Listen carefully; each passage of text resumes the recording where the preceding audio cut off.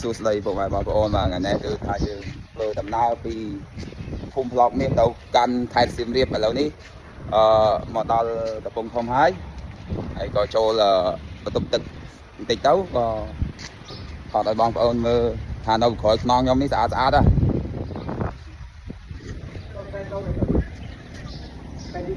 ឲ្យតែមានលុយចង់យកប្រមាណគ្រឿងក៏បានដែរអត់លុយបងលុះបានអត់ចេះពិបាកទេ